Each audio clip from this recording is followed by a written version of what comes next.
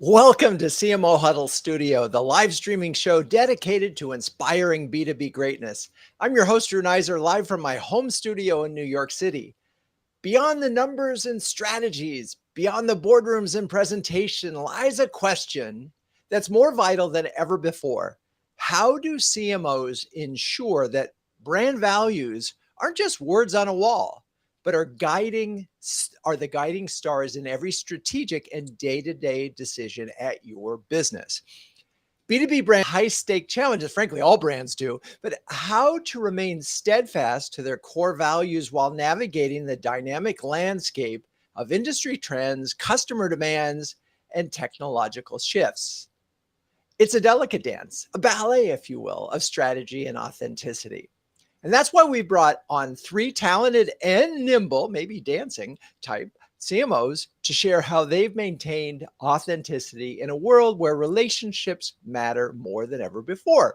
So with that, let's bring on Marshall Poindexter, Global Head of Marketing and Sales Operations at OpenEye Cadence Molecular Science, and an industry expert who has graced our stage before to delve into the topic of cultivating customer champions and rebranding. So hello, Marshall. Wonderful to see you again. Good to see you, Drew. And so for the folks who may have missed the other episodes, where are you? So I'm working out of my home in beautiful and hot today, Milwaukee, Wisconsin. Awesome. All right. Well, we've got some of the Midwest here now, but let's start with a basic question. What are OpenEye's brand values? Thanks, Drew. So first, let me just explain what OpenEye Cadence Molecular Sciences is and what we do. So we make software to help pharmaceutical and biotechnology companies model molecules as part of the early stage drug discovery process. So if they want to create a drug that is going to attack a certain disease or condition, they need to figure out among the billions of molecules which of those might be able to be turned into that drug. So that's what we help them with. Our brand values really are standing for science and innovation. We've been around for a little over 25 years. We did some brand research in 2021 with customers and key prospects, and they validated that our brand values are scientific excellence, being a visionary, and being collaborative with our customers. So, we're focused on the future. We're helping to pioneer this technology that's going to enable better, drug development, faster drug development. So that's really what our brand values are. Interesting. And as I was listening to it, first of all, the notion you guys are at really the very beginning stage of drug development, and it's incredible to think about because there's so much going on. But obviously values in terms of scientific is sort of baked in, but drugs have a way of really, obviously changing lives. And so you're really part of, in an ideal world, drugs that are accessible, affordable, and save lives, right? Absolutely. Yeah, we're focused on helping our customers, get those drugs to market faster, more cost effectively, and obviously getting them in the hands of the clinicians and the patients that need them. So you mentioned that you validated these. I'm curious about that process. Was this something that was relatively new where you sort of looked at your values and they said, are these right? And then you went to your customers and asked, how did that come about? So we worked with a brand marketing agency who basically did interviews with our customers and some key prospects and asked them, what did they think of OpenEye? What is their perception of us? And unfortunately, the results really validated, for the most part, what we thought of ourselves and reinforced that we stand for science and innovation. So that was really gratifying to hear. And so as I try to get a sense of this, because science and innovation are interesting words, and I don't always think of them as values. I mean, but that's what you guys do. So I guess I'm trying to figure out, how do we make decisions based on that? When I think of values, I think about they can inform decisions. And so have you found that these are useful values to you in terms from a marketing perspective? Absolutely, because the pharma and biotech companies that we want to work with or want to work with us, they are doing different types of science. They're pursuing, the creation of drugs in different disease areas or condition areas. And how they go about that, the methods they use, the approaches they use really vary. And so they're looking for the most cutting edge scientific approaches and methods in order to analyze these molecules and model them. And we are, OpenEye is at the cutting edge of that. So the fact that we have remained at the cutting edge and doing the science and innovating has really made them want to partner with us, because they want to, be more successful in their endeavors with the approaches that they're pursuing. Got it. Okay. So you got acquired last year by Cadence Design Systems, not a company that wasn't really in your space.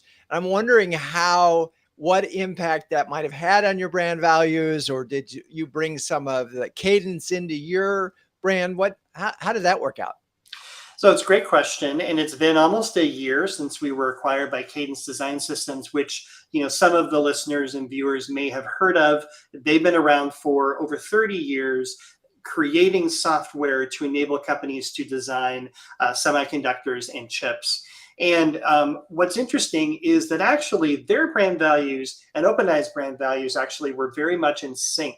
There's a lot of commonality in our culture and in our brand.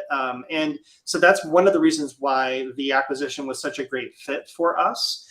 The other thing that was interesting is that, much like where OpenEye is in terms of helping pharma and biotech companies bring some stability to the process of designing drugs and developing drugs, Cadence was doing that decades ago in creating software to basically stabilize the process of designing semiconductors and chips. So they took a very experimental approach to designing those and stabilized it with software that made it very predictable. And that's exactly what OpenEye is now doing in the drug design and drug development space. So we're going to be able to learn from them and how they were able to do that in the chip design process and apply it to molecular design. And so we see that there's going to be the combined resources around chip design, distributed processing, molecular science. That's going to help OpenEye and Cadence be at the forefront of this revolution in applying computer science and simulation to biological processes, which ultimately is going to improve human health. So it doesn't really change our brand values. We're still focused on science and innovation, and hopefully the values and the knowledge and expertise that Cadence has had will help us accelerate that. It's funny. This isn't a new thought, but knowing that so many acquisitions end up not creating value. In fact, many of them destroy value, and they buy companies, and then they sometimes they even get closed. And I wonder if you could correlate, you look at it and say, well, they're culturally they were a good fit and the values were a good match. Is the likelihood even more so than, say, product fit or target audience fit? I wonder if that values thing could actually be the glue here that makes the difference between a successful acquisition or merger and not. Absolutely, it will. And interestingly, Cadence really was not in the life sciences space before it acquired OpenEye, and they have a vision to get more involved in the life sciences space. I mean, their software helps make chips for all sorts of consumer and B2B applications, like chips that are in iPhones and cars and things like that. So they really do see this life sciences area as a great growth area.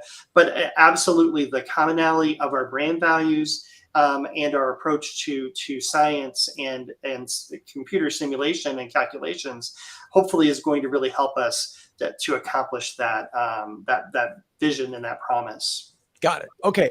Well, before we go with this segment, can you give a quick example or a story of how these brand values have become real externally? Sure, absolutely. So the way I see it, a brand equals trust and credibility. So many times a year, our customers, our OpenEye customers, and those range from large pharmaceutical companies to startup biotechnology firms, they choose to partner with us to develop new scientific methods in our software. And they do that because they trust that OpenEye has been and continues to be on the cutting edge of science and scientific approaches to molecular modeling. So when those customers do that and they partner with us to develop a new scientific method that we then put in our software, they initially gain exclusive use of those methods for their own purposes. But then later, OpenEye commercializes those methods and makes them available to other prospects and customers. And that's really how OpenEye has grown steadily and consistently for the last more than 25 years. It's why we were such an attractive acquisition target for Cadence. And it's how we're going to continue to grow now that we're part of Cadence Design Systems. Interesting, really interesting. All right, well, we'll be back. But for now, let's bring on Joe Cohen, who is a Chief Marketing and Communications Officer at Axis, who has previously joined us on this show to shed light on the intricacies of taking a stand as a B2B brand. So welcome back, Joe. Nice to see you. Hey, Drew, it's good. It's great to be back. Thanks for having me. Well, of course. And so just to set the stage, and where are you this fine day? This fine day, I'm in Hoboken, New Jersey, working out of my home office. This is a facade. Typically, we have a hybrid workplace environment. So about 3 days a week, I work out of New York or Red Bank, New Jersey, where we have an office. Got it. Okay. So let's talk a little bit about Axis and brand values. I know we've discussed your Axis corporate citizenship program on the show before, but lay out the Axis and, for folks that don't know, do tell us what Axis does. Yeah. So Axis is a global insurance and reinsurance company. We view ourselves and brand ourselves as a specialty insurer. So what that means is predominantly our business is done with businesses, not direct to consumers. It's B2B, like most or all of the brands as part of CMO Huddles. In addition to that, most of our business is transacted through intermediaries. So brokers, the ones that I'm sure you've heard of would be Aon and Marsh and Willis, as well as wholesale brokers like Amwins and RT and CRC.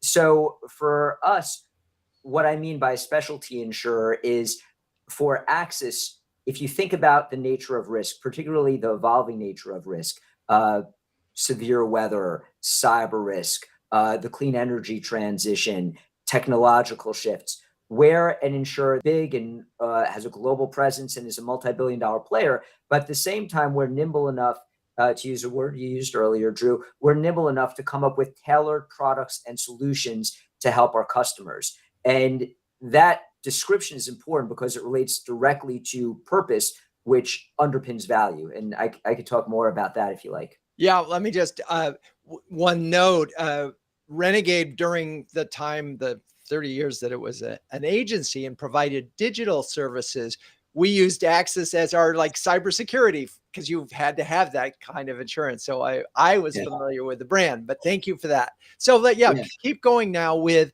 the values that specifically. Yeah, sure. And thank you for your good judgment and choice of carrier. So as far as our values, what I'll say, stepping back, so we introduced, I've been at Axis a little under 7 years, just under 7 years. We introduced a purpose statement for the first time ever about 6 years ago, and values in the months that followed. Before that, we didn't have articulated, there may have been at some point values, but they weren't promoted. And, they were kind of literally, as you described it, words on paper that somebody wrote at some point and that no one was really paying attention to. So something that struck me when I joined the company that was unusual for an insurer and reinsurer is that from the CEO level to different members of the executive committee, people spoke about Axis as a purpose-driven company. And there was a feeling that in addition to generating a profit, we wanted to do good and make a positive impact. And we had values, even if they weren't really spoken about in a formalized way.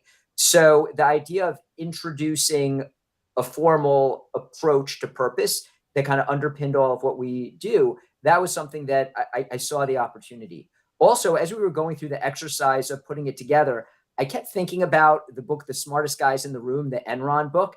And if you read it, you'll remember it starts I think before the narrative begins, they show the Enron corporate values, which obviously they broke every single one. So I was thinking, okay, clearly, we're not Enron, we're an ethical company, but we want the values to mean something. And similar to what Marshall said, we went through an exercise. So we did research. We looked at best practice approaches to the creation of values and purpose statements, both within and without and outside of our company. We got views from the customer audience. We got a lot of views internally. We did focus groups at various levels all over the company. And some of what we heard back wasn't positive to hear. I remember there's an executive who I really like, if he's listening, who said, our purpose is to make money, full stop.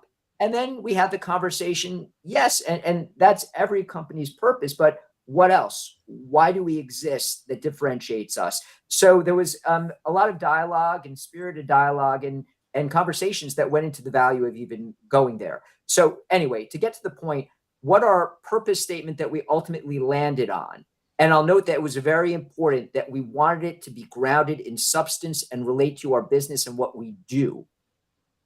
Our purpose statement is that we empower our customers to navigate and manage risk in an increasingly complex and volatile world, to give them the protection and confidence to pursue their goals and ambitions.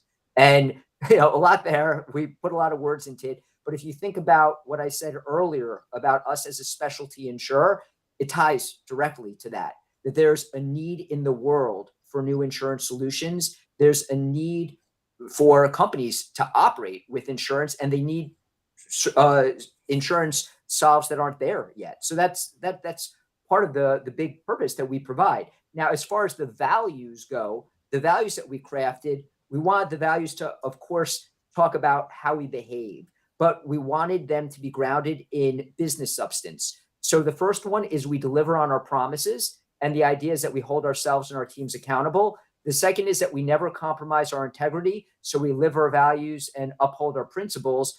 The third is that we're passionate. We act with urgency and expectancy while delivering customer value.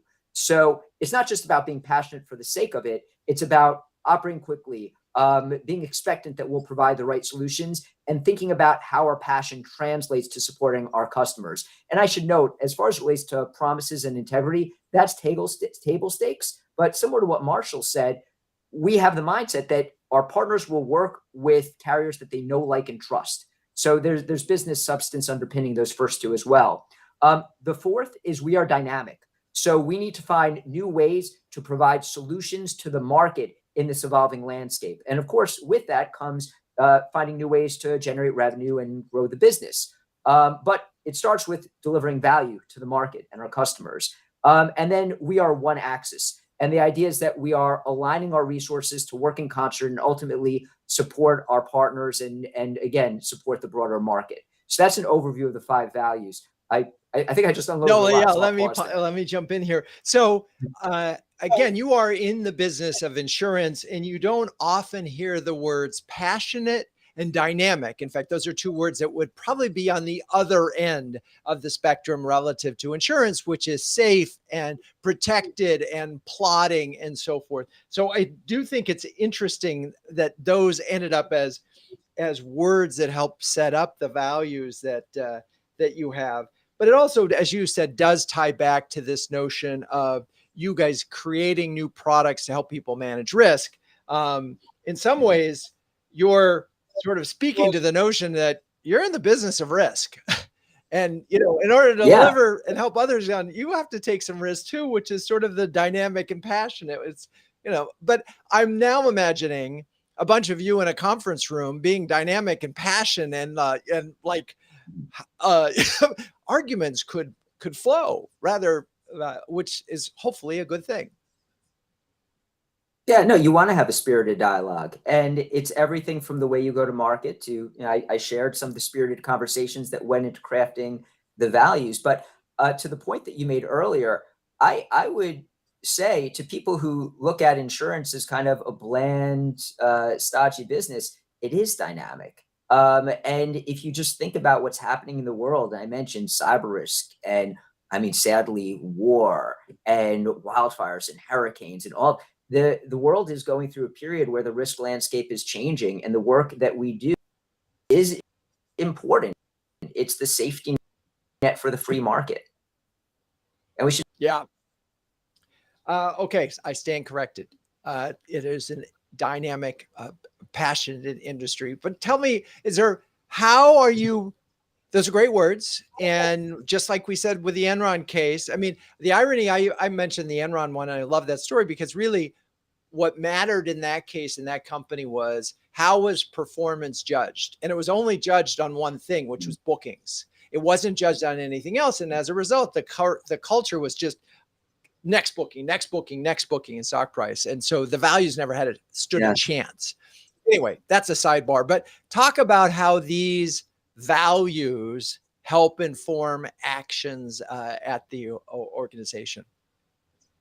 Yeah, well, I think it starts by really talking about the values, promoting the values. It's similar, to other conversations that I know you've had in CMO Huddles. Is you could launch a product, you could launch a service, you could launch a brand, you could launch corporate citizenship and ESG initiatives, but ultimately the real work comes in implementation.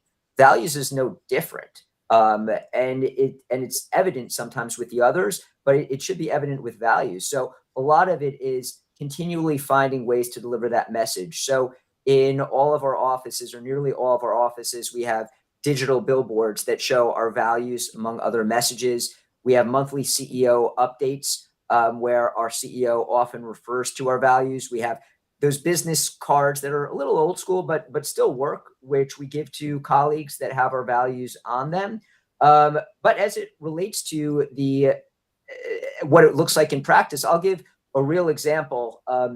Just a few weeks ago, we had one of our partnership retreats with some of our core partners from the wholesale part of our business. And our CEO, when he did his keynote at the retreat, he went through the values, spoke about the importance of having shared values between our organizations. And we spoke a little bit about what that means as it relates to the way we transact business with each other. And then in a way that is more relationship driven, we spoke about the importance of giving back together and volunteering together. And that's actually an initiative that we had launched at that same retreat years ago. And since then, part of the way that we interact with our brokers is we proactively go out and volunteer with them.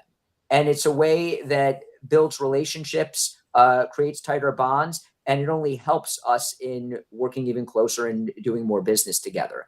So that's yeah. So I know before you asked Marshall for a story, so I kind of gave you one early before you asked me. No, it's perfect. No, thank you for that. And just it reminds me that this isn't, it's all about inculcating on an ongoing basis and referring back to it. And if the CEO doesn't embrace it, there really isn't a chance that this is going to work. And so it's fascinating. Okay, well, with that, let's welcome Matt Preschern, CMO of NTT, who's a first-time guest. Hello, Matt. How are you and where are you? Oh, hi.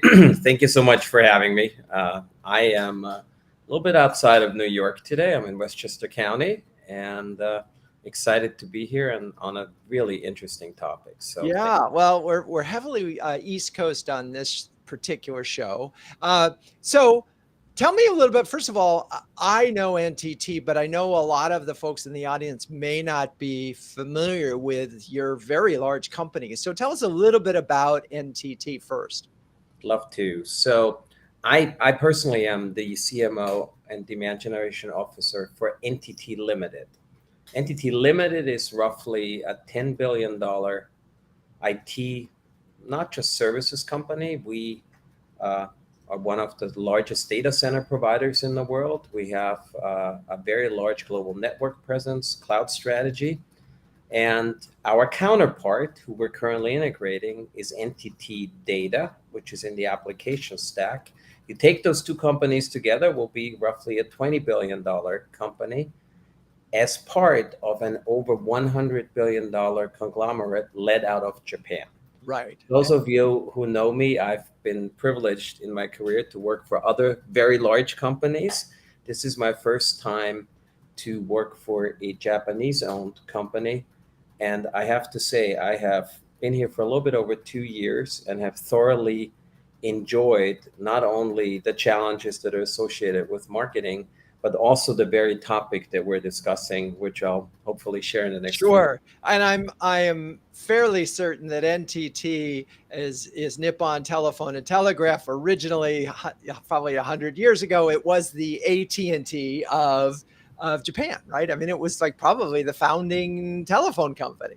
And it's the founding one. And we're today, in addition to still being a market leader in various segments in Right. Japan, we have a over 20, close to $30 billion global presence, and super interesting company. And, you know, in the context of the comments of my peers earlier, as we're bringing both Entity Limited, Entity Data together, the notion of what a brand stands for and, you know, values, brands are big words, but also what you stand for, what you look like, and then how you act, I think is exceptionally important, because my personal belief, over having done this for, at the risk of aging myself, for 30 years, it's your own employees, your people, who are the biggest brand ambassadors, and how you show up, whether it's in a client setting, whether it's with a business partner, whether it is in internal settings, actually determines who you are as a company. And in today's world, which I would think is a little bit more complicated, or continues to be super complicated, what you stand for and who you are, I think, is only being magnified.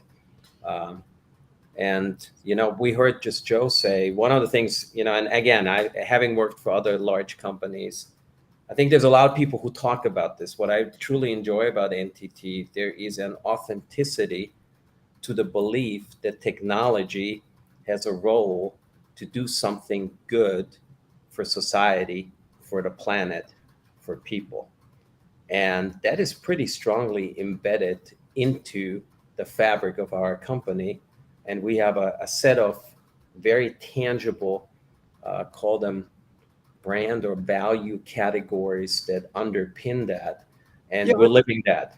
let's talk about those specifically, just so we can get a framework for those. Yeah, so as you'll probably see if you go to our website, I will tell you, probably every company in some form or fashion has a sustainability agenda. So do we. And it's one of, I'll mention the other ones. We also believe that innovation in the context of technology, but for good, is a core element of who we are. We aspire to be a great place to work.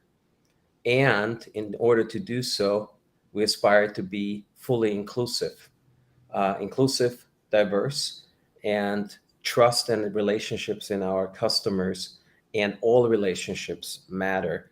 But what I would say, and I think I would agree with both of my colleagues beforehand, words on a piece of paper are one thing. So let me give you maybe an example of what we do in sustainability that goes way beyond just the words. Love it. Yeah, go for it. You know, as you would imagine, you know, we have publicly committed to be in adherence to all the sustainability goals that are agreed upon by some of the, you know, largest global organizations that you would adhere to, including the United Nations. So we have a very challenging but targeted program to, for example, ensure that all of our data centers are in accordance to that by 2030. The one that I personally like the best, and this is a little bit kind of the commitment part of a company, we have given all of our employees basically, and I'm gonna misquote this, 3 or 4 days per year to volunteer, and to volunteer in support of sustainability initiatives. And so I'll give you an example of what I do as part of the marketing. I lead the global marketing organization. We have a quarterly meeting, usually 2.5 days, and we always spend at least half a day as a marketing leadership team on behalf of a worthy cause. Just in October, we met in London. I'm ahead of my time. In July, we met in London, and we actually partnered this time with an organization that is building and supporting artificial hands, primarily in support of multiple countries in Africa and in India. Very worthwhile cause, and we spent about 4 or 5 hours doing so. In a previous one, we cleaned the beaches in Singapore. In another one, we planted trees in certain parts of Germany. And I think that is a very tangible way. And besides what it also does, it's actually very interesting and nice when you meet with people who are your peers or you work with, and you do something worthwhile in support of the company. We do some of that also with, similar to, as Joe mentioned, maybe with our partners and others. And I think that goes beyond the words on a page. So that would be one of the examples. I find it super personally, for those of you who have never had to, I've never really lived close to a beach, but cleaning a beach in Singapore and seeing the amount of plastic that was on that beach, and we retrieved in 2.5 hours, about 15 people, we retrieved 120 kilos, over 250 pounds of plastic. Wow. And, anyways, that's like one of the examples. And we believe, so that's one. The other one, a great place to work, for example, right? We recognize that if you're at early stage career or mid-career, maybe the more traditional ways of how you work, where you work is different. We've codified very much a hybrid workplace policy. So you are allowed up to a month per year to work anywhere in the world, no questions asked. You also, if you live within an office, we encourage you to come to the office 2, preferably 3 days a week, but you're perfectly okay to work from home for a day or two. And we have formally agreed to a hybrid workplace policy, right? And we believe, and we see already that that's having a very positive impact, and it's not dictated. It doesn't have to be Monday or Tuesday. You can pick and choose as an employee to do so. These are just a couple of examples. Yeah, well, it's interesting on the sustainability front. I've been on the board of the Urban Green Council for the last, 10 years, and I know how complicated this is.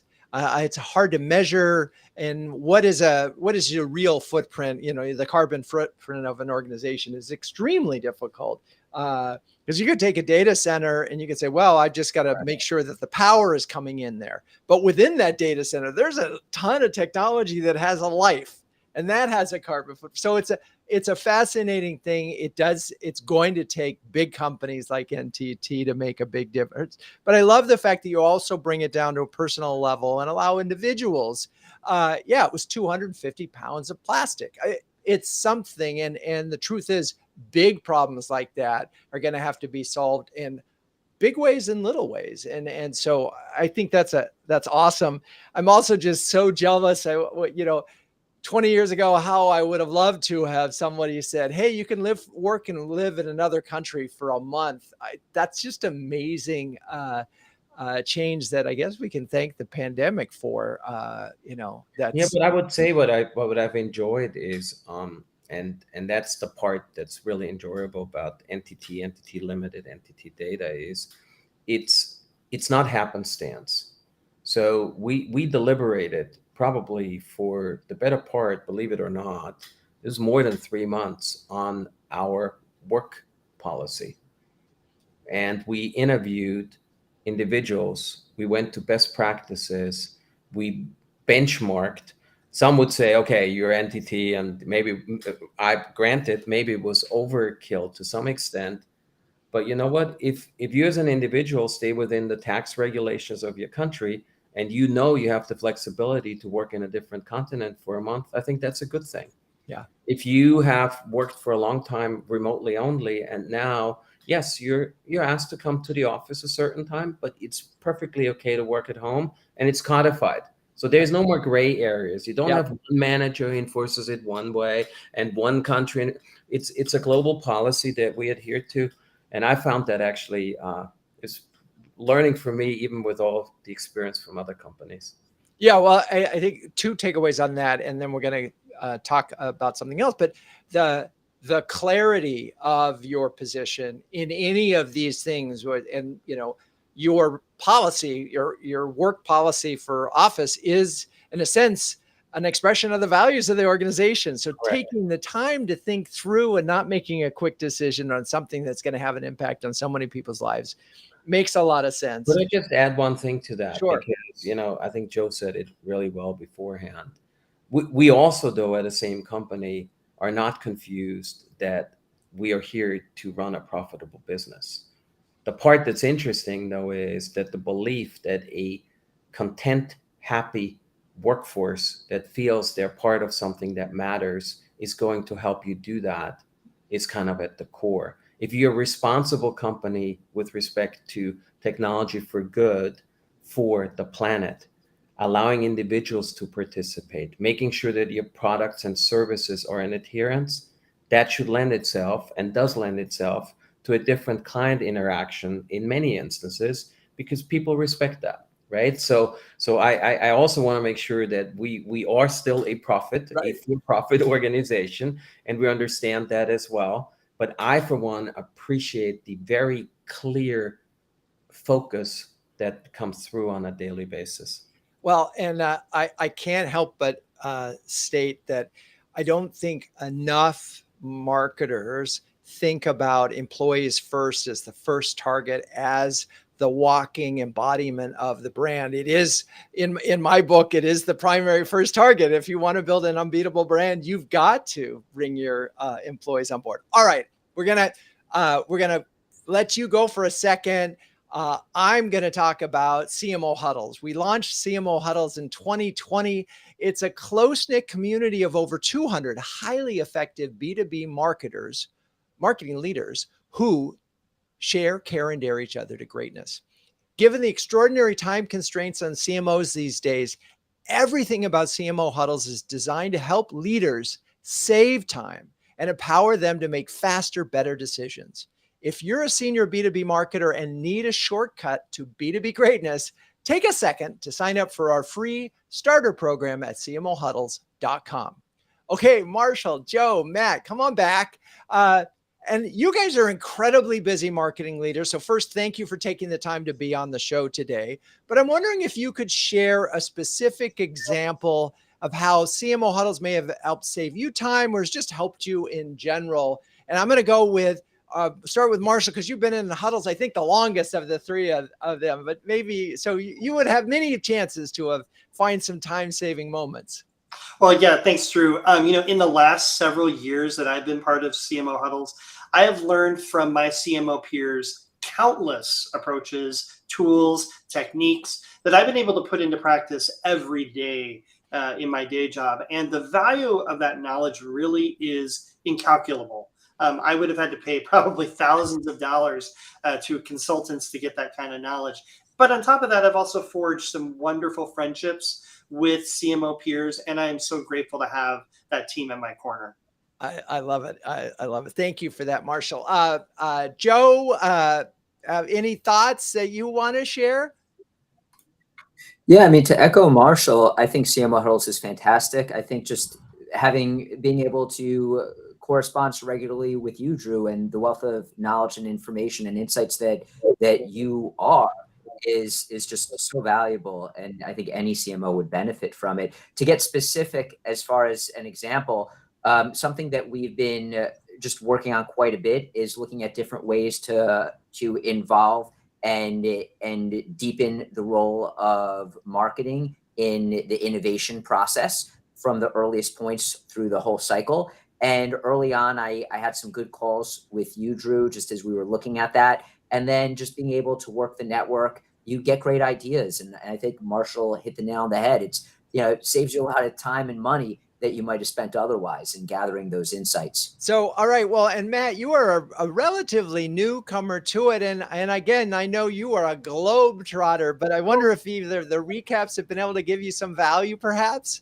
Yeah, I mean, I think there are a couple things. One, I don't know about my colleagues, but I think the profession that we're in and the roles that we have are multidisciplinary, extremely dynamic. And I always tell my team, the second you think you know everything, you've lost.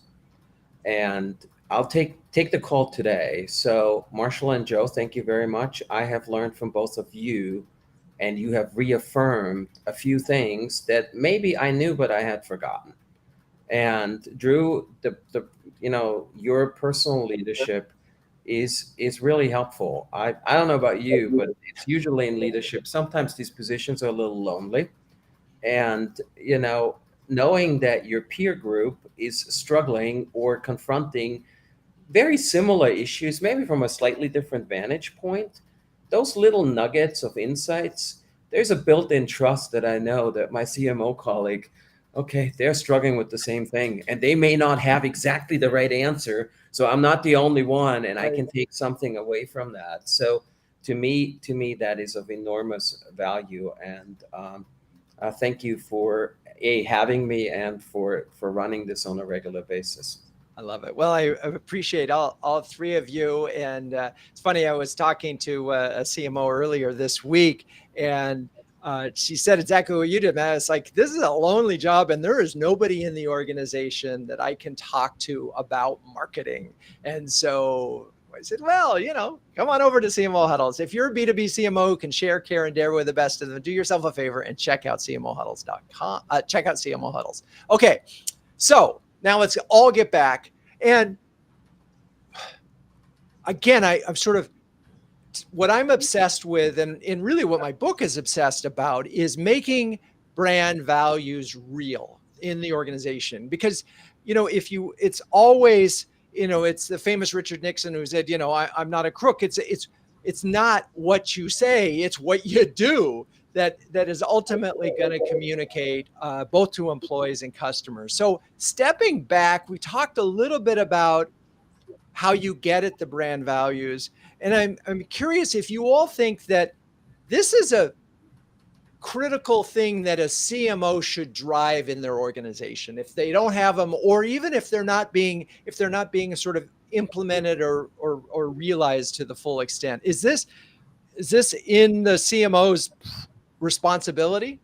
Absolutely, Drew. I mean, I believe the CMO should lead the development, the enforcement, the realization of a company's brand values, obviously in partnership with, other members of the executive team. But especially for a publicly traded company, goodwill is often calculated as part of the financial value of that company. That's the brand. Yeah. And if marketing is responsible for building trust and credibility and the brand for a company and its products and services, I believe it also must be responsible for protecting the company's brand, trust, and credibility. And the CMO is captain of that ship. And Joe, same thing at Axis? Yeah, I mean, I think we play, if it's leading or either being at the table, driving the process as part of a cross-functional team, it's critical, to Marshall's point. What I'd say is, and I think I'm just kind of expanding on what Marshall had shared and some points that Matt made earlier, we're a horizontal function. Of course, we have a deep understanding of customers, but as you noted, Drew, understanding employees, the role that they deliver from a brand standpoint, being able to look at brand health in a different way and stakeholders in a different way, we bring a unique perspective that other functions don't. At the same time, again, and I guess this is expanding on what Marshall said, being able to partner with HR, who's obviously a critical stakeholder in this. Communications, for us, it's, it helps that marketing and comm are a blended function. But those are two examples of critical cross-functional partners. Legal, I'd say, is another one. You want to, it's part of its alignment. Part of it also is that the promotion and adherence to the values are more likely to be successful if multiple functions have a stake in it and are invested in it and are willing to champion the values that you put forward. But getting to the core point, absolutely, we should be either driving it or one of the functions driving it in partnership. Well, I think the point you make that's so important here is that, and this is so true with every aspect of marketing, is you can't do it alone in an organization. No. And it has to permeate all aspects of the organization, not just marketing. So Matt, as you're thinking back at the various companies that you've worked at and the power. Add something to this though. Go ahead, go for it. Because I agree. I'll just maybe I want to build a little bit on this. Okay, go for it. So I also think, though, it's a little bit dependent upon the organization that you join. So what do I mean by that? Not all organizations necessarily believe as fervently in what we are saying here. And if you have a CEO or a company that is primarily profit oriented, I will tell you, you will have a hard time as a CMO getting that message through from personal experience. But it's a choice you have as an employee or as a CMO, whether you want to join that company or not. The second part I would say, and I'm seeing this here now, I do believe that marketing has more than a seat at the table. But where I've seen it work best is when it comes to employees and it comes, for example, large scale hiring of employees, building programs to ensure that your employees are really part of this partnership between marketing and HR. I think other functions as well, legal and so forth, is absolutely critical. So I would just caution those of you, if you're in this journey and you think you can go it on your own. I'm not suggesting that either Marshall or Joe that you suggested that, but I do think that partnership is really, really important. But not all companies, unfortunately, Drew, I think necessarily believe as much in that as maybe the 3 or 4 of us. No, I've seen any number of companies that either they have stated values, but it's just, it's basically lipstick on a pig. It's kind of joke. It's words up on a wall. But when, sales are down, values get thrown out the window, and it's like, come on, everybody, go do what you got to do. I'm listening to a book right now, and during the subprime peak, it was, these companies that had stated values, these banks that had great stated values, were driving incentives such that there was no way anybody could deliver on those values because they were being incented to go against them. So I'm curious if in your past careers, because obviously you're all talking about companies that you're now working at that have values and you're living by them, but when values aren't lived up to, have you seen we'll call it the moral decay or the problems that are associated in the absence of it? And Matt, you started to say not all companies have that. So very briefly, look, I worked for one of the fastest growing IT companies that in my 30 years of doing this is probably the most customer-centric company I've ever worked for. And it was on that was a core value. And in some ways, it permeated into winning, and it permeated into truly driving a growth agenda that, frankly speaking, I have not seen in other companies, not even remotely as much. I would suggest that at certain times that came at a certain cost, that became more important than maybe a few other things. And I, for one, have found that at times to be, on a personal level, at least it makes you stop and makes you think. Because, we all have our own values framework as well. We all have our own things to deal with. And so I personally believe that it's also a personal choice, right? And so again, I'm not necessarily prepared to name certain companies, but and I still have great friends at pretty much all the companies I've worked for. But that level of belief in what we're discussing and the level of execution, I've seen very significantly from company to company. Yeah, there's a lot of lip service out there, and we could call it, it's the same thing in commitments to ESG. Some of it is real and some of it is not. But one of the problems is funny. The Economist wrote about ESG and said it was a problem because of all of those, only sustainability is kind of really measurable. Everything else is sort of, how do you really measure it? But I'm curious, and I want to get at this notion of measurement.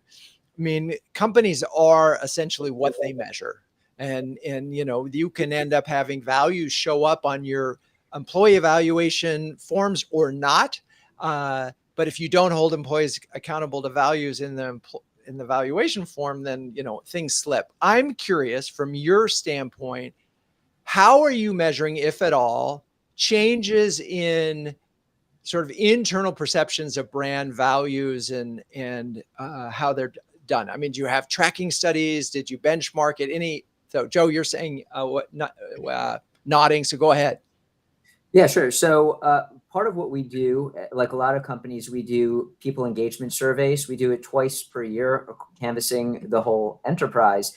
And we have questions that relate specifically to our values. And we hear from employees, one, by answering the question, whether or not they feel as an organization that we're living the values. And then also based on what's in the anecdotal feedback, based on how they responded, we get a sense of how many employees are thinking about it. And yeah, it's kind of measuring ourselves through the eyes of our employees. A part of what we do that's external, but has an internal aspect to it, is we do annually a broker survey where we ask our brokers, who are our customers, what attributes they assign to us, and we include our values as part of it. So we hear from our brokers whether or not they feel that our people are upholding our values. So those are different ways that we measure measure the impact. And how often are you measuring employees?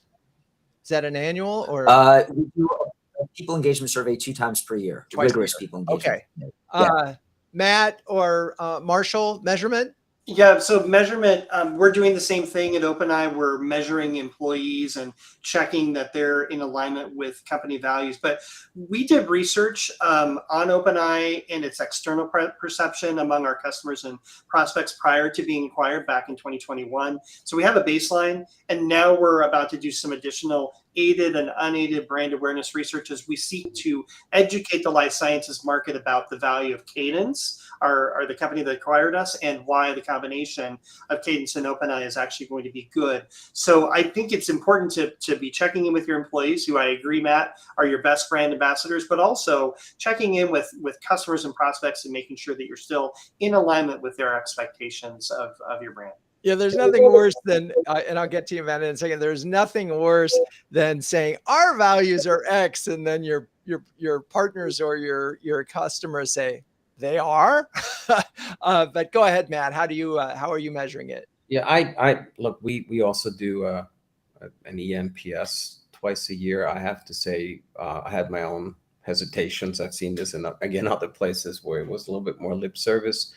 I think to both Joe and Marshall's point, if you tie this back to what is important to you and then you turn that into action, that's kind of where the survey in itself becomes meaningful. So we had employees who basically fairly accurately and very loudly articulated their displeasure about I mentioned the hybrid workplace, so it's a choice, and I give our CEO and our CHRO a lot of credit. They're like, you know what? If we want to be a great place to work, and a good portion of our employees are telling us that our policies now coming out of COVID need to change, we did that. And there's a number of other examples that you can kind of tie back to your values. But I'd always go back. You said this, right? I think what I would add to the action piece matters. I think the Alice in Wonderland, if you don't know where you're going, it doesn't matter how fast you're running. If you combine those two, right? If you articulate where you want to go, and then you translate that into tangible actions based on feedback, like a biannual survey, that's a very powerful vehicle.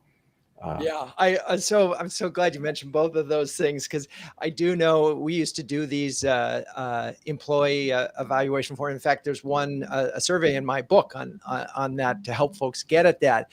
But the thing is, if you get that feedback and then you don't ask and you don't act on it, employees get pretty bitter. Anyway, this is the moment in the show where we ask, what would Ben Franklin say? Well, we're talking about values, which end up being part of your brand and your reputation. So I think he might say, glass, china, and reputation are easily cracked and never well mended.